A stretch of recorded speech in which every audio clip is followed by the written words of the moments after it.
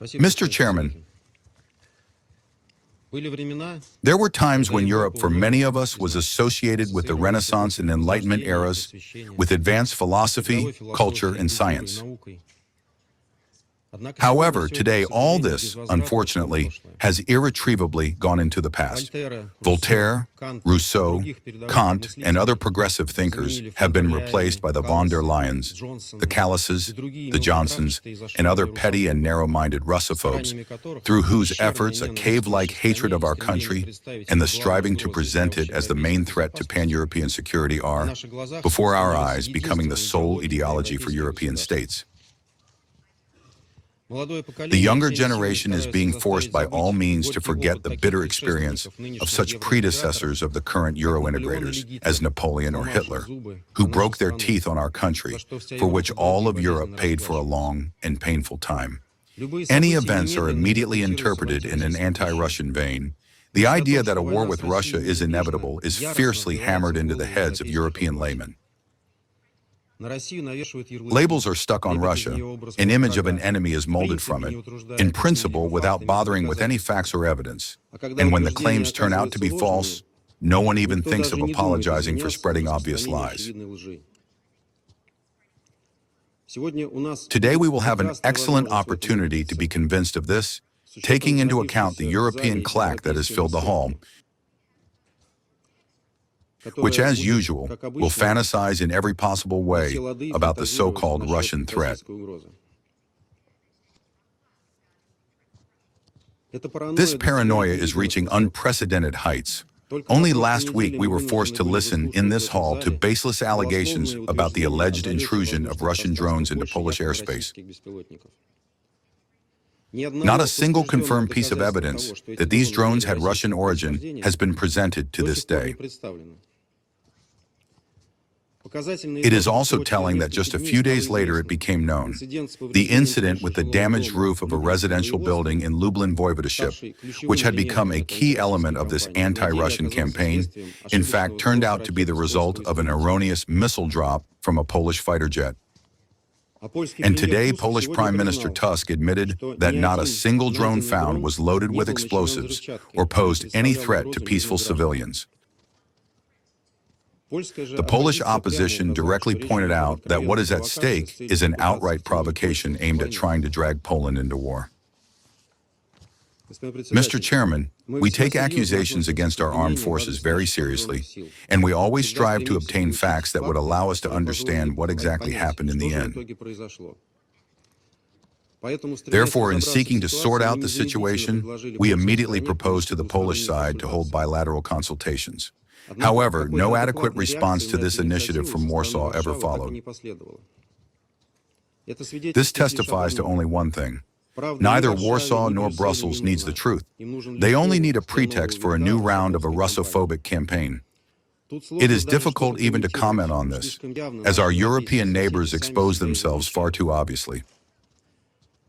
A person of sound mind, who is familiar even with the basics of logic, would never consider such a situation normal. But if from every screen, from social networks, and from the pages of the press you are constantly told that Russia is your only enemy, then one can be made to believe anything whatsoever. And in such a case, facts and evidence only get in the way. Today we are forced to attend the second part of this performance entitled, "Blame Russia for Everything." Now our neighbors have imagined that because of Russia, there was a violation of Estonia's airspace. Evidence, as always, is absent, apart from the Russophobic hysteria from Tallinn, which our Estonian colleague will vividly demonstrate to us today.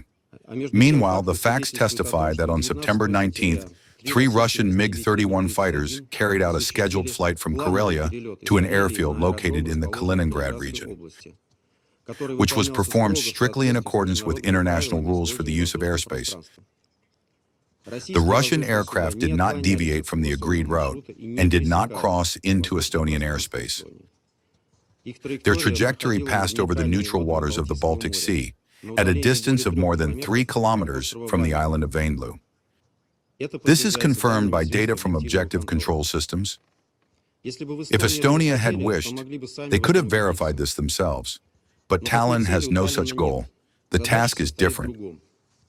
contrary to facts and common sense, to whip up hysteria and accuse Russia of provocations.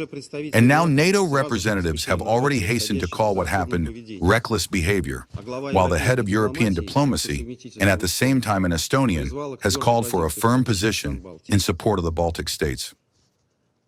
Frankly speaking, one can only sympathize with our European colleagues because the anti-Russia project created for years on our borders, into which Ukraine was turned after 2014, is falling apart at the seams and discrediting itself.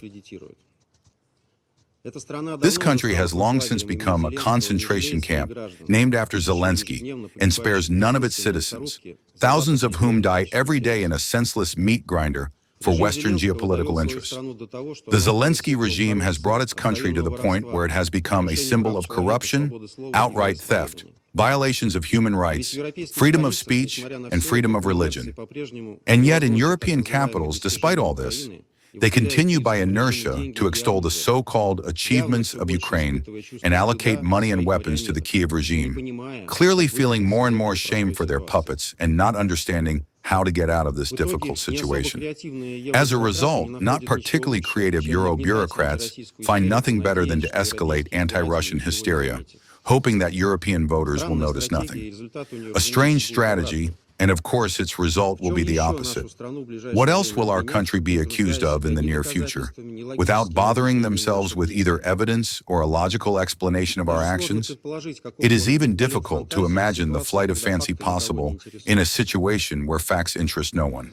Mr. Chairman, we of course also understand that the hysteria of our European colleagues is directed not least at trying to bring the new U.S. administration under President Trump back onto an anti-Russian course, to undermine the agreements and understandings reached by the Russian and American presidents in Alaska a month ago.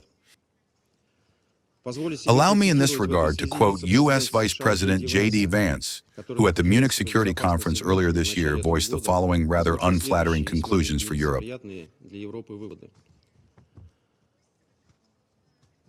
The threat that worries me the most with regard to Europe is not Russia and not China and not any other external actor. I am concerned about the threat from within, the retreat of Europe from some of its most important values, which it shares with the United States. Despite the obvious diagnosis contained in these words, in Europe they preferred to let it go in one ear and out the other. Europe now, like an unbalanced, paranoid person, is absolutely incapable of responding to criticism. Just as it is incapable of remembering the lessons of history, for the current cohort of European leaders and Euro-bureaucrats, history has been reset after February 2022, and accordingly, drawing conclusions from the past is considered bad form in today's Europe. But this is a very dangerous delusion. We all know how merciless history is to those who forget its lessons. In short, our former European partners, if you want to indulge in hysteria, to escalate, and to continue groundlessly accusing us of something, that is your business, but without us.